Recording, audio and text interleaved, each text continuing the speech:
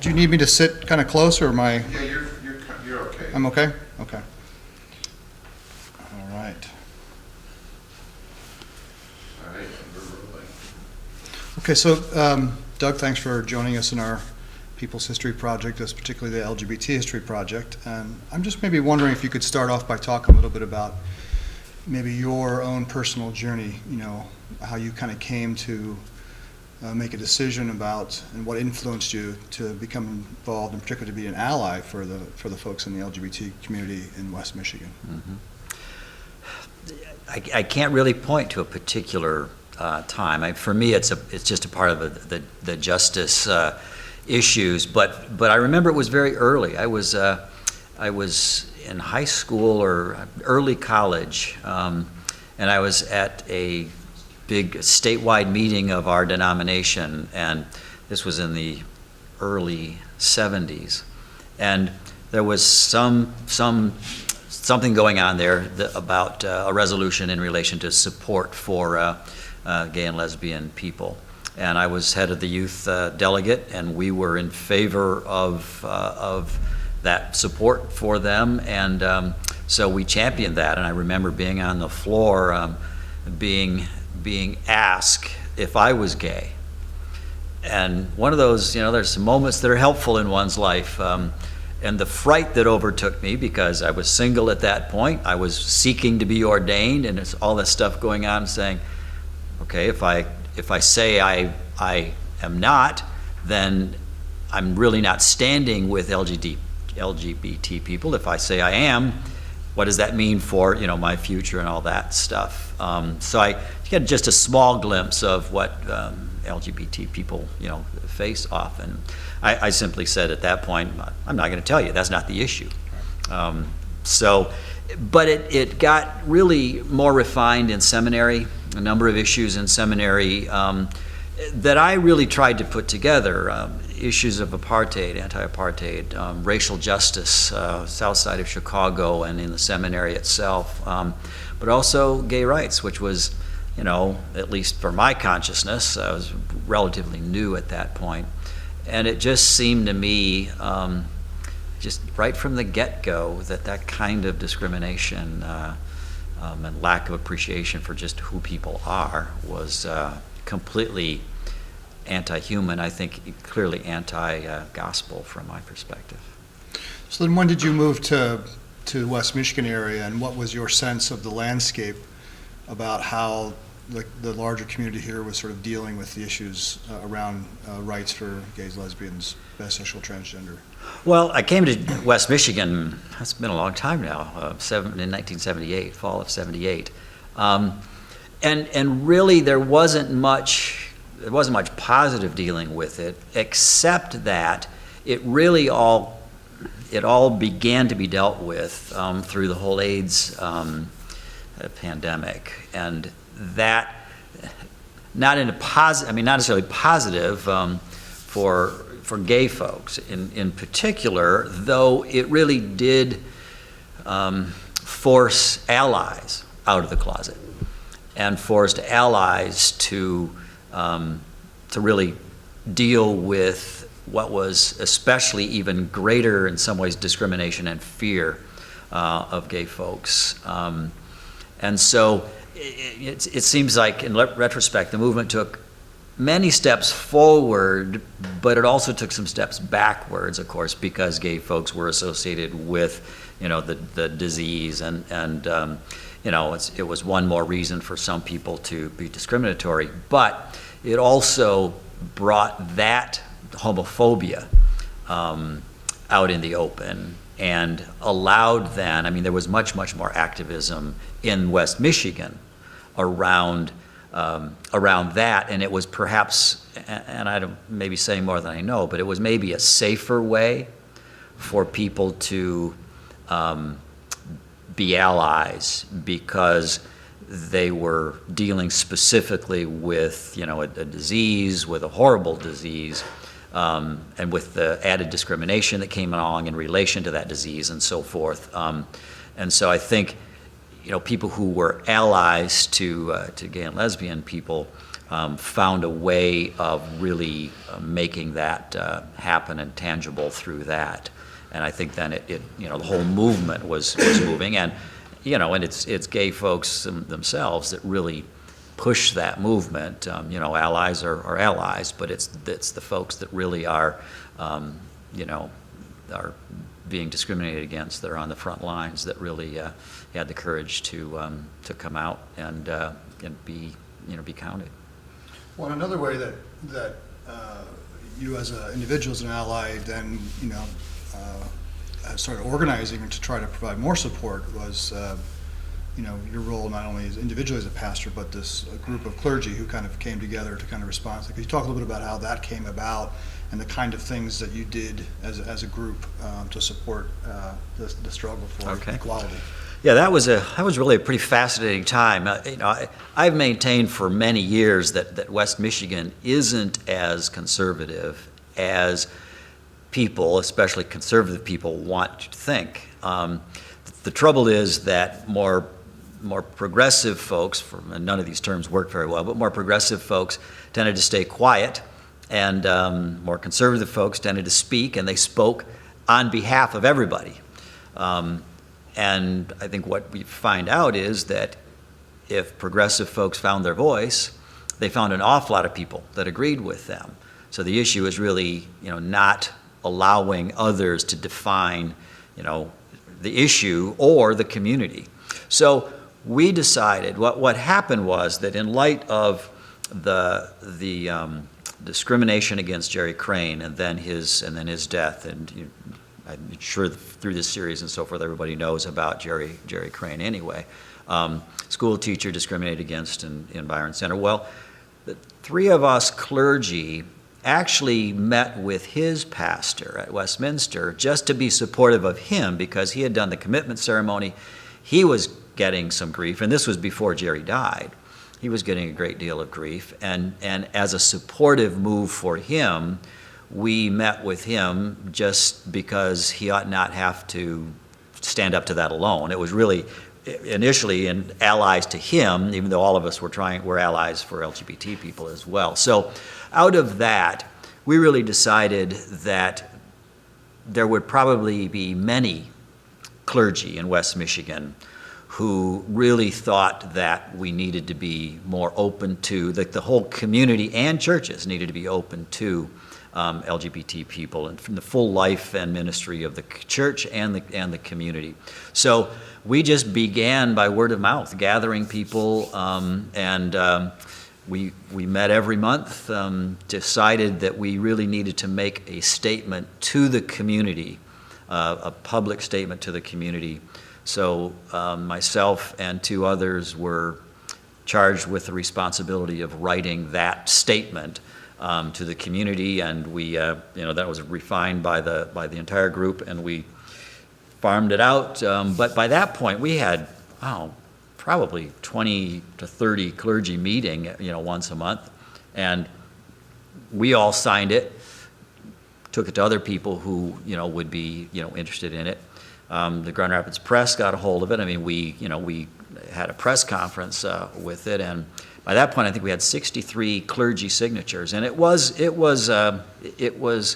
very clear about the church's issues, the church's responsibility for so much of the discrimination against gay and lesbian people, that we think using Scripture to discriminate is a misuse and a misreading, not just a misuse, but a misreading of Scripture, and that we needed to repent as the church, and pointed out a number of places in the past where the church has been wrong in areas of discrimination and so forth. So that hit the Sunday press, first front page of the Grand Rapids Press, and really made a significant impact. And one of the ways that I think was really significant in terms of sort of judging the impact that made was, prior to that, people, against Jerry Crane, against gay folks in general, and,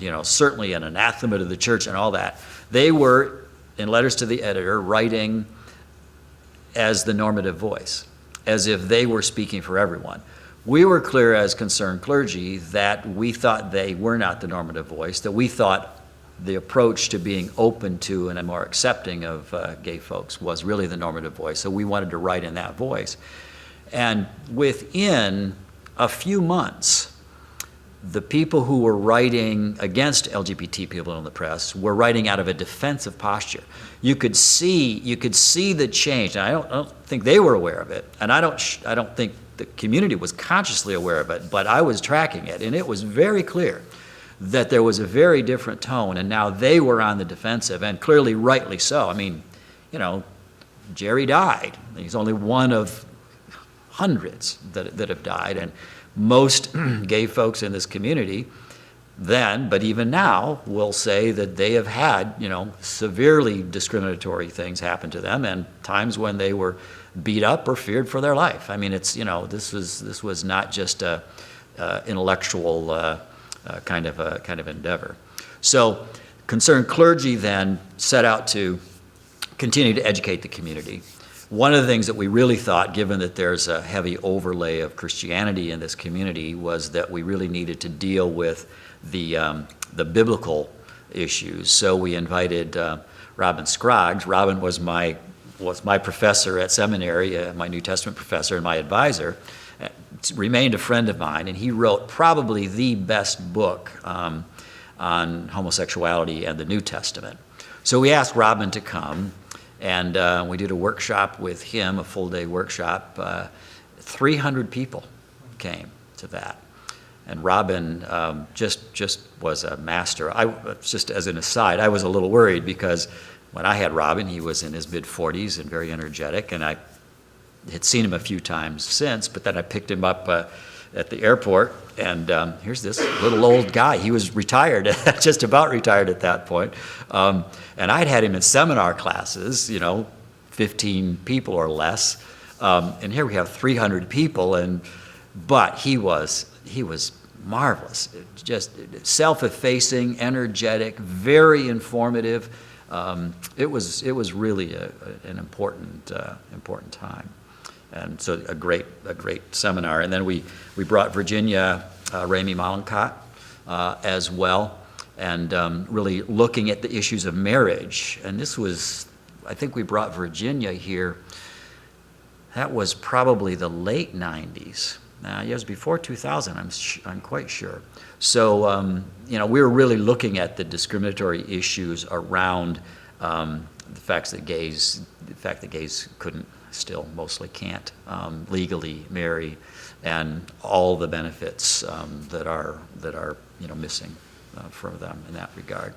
So and then we continued educational events. One of the big things that we did that was really quite important, I think, was we commissioned a play, because there wasn't anything about homosexuality in the church that we really thought portrayed the struggle, but also the humanity of it, and the openness, perhaps, and so forth. So we commissioned Mike Smolinski to write a play, Come In From the Rain, that we did for 2 weekends at Wealthy Street Theater, sold out every time, standing room only. So, we were a part of things beginning to shift in West Michigan. We can't take, the responsibility for it, but we were a part of what was going on in various quarters, and thought it was really helpful to have the church quarter be very active in making something change. You yourself, as pastor of Plymouth UCC Church, it is also a welcoming and affirming congregation. So I wonder if you could just talk a little bit about when that happened, and what process you had to go through for the whole congregation to sort of say, yes, we want to be welcoming for the LGBT community. Okay. Well, we actually became, in our denomination, United Church of Christ, it's called Open and Affirming, and we're a congregational polity. So in order for that to be the policy of the church, we have to vote on it. And of course, many churches it can be a controversial issue and so forth, but we started out, we had a group that went to the congregational meeting in January and said we wanted to study the church and homosexuality and ask them to appoint a design study committee. Not a committee to make any decisions, but to help the church design the study that the whole church would go through. So they did that and went through the United Church of Christ's study process. And we had it's a 7-session process, small groups, and we had all kinds of groups going and just really trying to inform and get everybody involved, to whatever extent possible. Now, I had been involved, and some members of the congregation had been involved in as allies for quite some time. We didn't have any open, or I don't think at that point even any closeted gay or lesbian people in the congregation, but we did have some family members who were very brave in relation to being open about their family. In fact, we had a couple whose daughter was doing a commitment ceremony. And they said, we have other people, if their sons or daughters are getting married, they put it in our newsletter and announce it and so forth. And I said, it's your risk, but if you want to do it, I would love to put it in, and I would certainly be supportive. And my guess is you'll get a lot of support. So they did, and they did get a lot of support. At any rate, for that whole year then, we studied that, had a lot of people, we had to import gay folks to talk about that experience. Then the next congregational meeting, really there were a number of people who really were looking at then becoming, the church voting on becoming open and affirming. So that's different from just studying it. So then we went to the congregation and said that's what we wanted to do, and that the next congregational meeting, again a year later, we would bring a proposal for open and affirming. So people, if they hadn't dealt with it before, really were going to have to by that point. So spent the rest of that year really looking at what it meant to be open and affirming, obviously still studying what it was to, in terms of gay and lesbian folks. So we did all that, and then near the end of that year, we came up with a declaration that would go before the congregational meeting, and we had several meetings again with the congregation just so people could, air their thoughts, their concerns, really listen to each other. Interesting, one of the concerns that often gets raised, of course, is, well, what about our young people, the influence of gays on our young people? But we were clear that we have a lot of young people in the congregation, many of them too young to be able to state anything about their sexuality. But with our numbers, you just know statistically, we had kids in the congregation, young kids who are gay or lesbian. So some of the people who were most concerned about the kids really began to understand that it was for the gay kids in the congregation that we needed to be, and I still get choked up because there was some real transitions that happened with some people, that for them we really need to be open and affirming. So they said, well, yeah, of course. We don't want them to go through what the generation before had to go through. So that was a kind of pivotal for a number of folks. So at any rate, we got to the congregational meeting. It wasn't a big congregational meeting by that point because it wasn't a big issue. And maybe some people who didn't want to vote for it didn't come, but they didn't want to vote against it, though it was all pretty positive, though I didn't know what the vote would be. And so when we, and it was a written ballot, so when the votes were counted, there were 2 abstentions and 1 no vote, and 73 yes votes. Really, I mean, it was just overwhelming. But we had taken our time. 2 years is a long time to study something, and to, we were not stalling, but we were trying to be deliberate. So then we continued with an open and affirming committee to really help the congregation continue to live into that reality. And now we're a quarter to a third LGBT people, and for us, it is to have gay folks, all different kinds of people in the full life and ministry of the church. Our ministry is not to LGBT people, other than it is like it is to anybody in the congregation. It's really with LGBT people. Now, we have a lot of ministry that we do, advocacy that we do for LGBT rights and so forth, but LGBT people are a full part of the congregation with the gifts that they bring, like the rest of us. They're not objects of mission, and I think that's for us is really, really key. Maybe, just a little bit talk about, has your congregation's decision to sort of, to make that kind of a policy decision to be opening and affirming congregation, do you think, has that had kind of any kind of ripple effects in the larger community in terms of people feeling like they're not alone, or there are more spaces now where people feel welcomed, or, what kind of reaction do you think that had in a larger picture?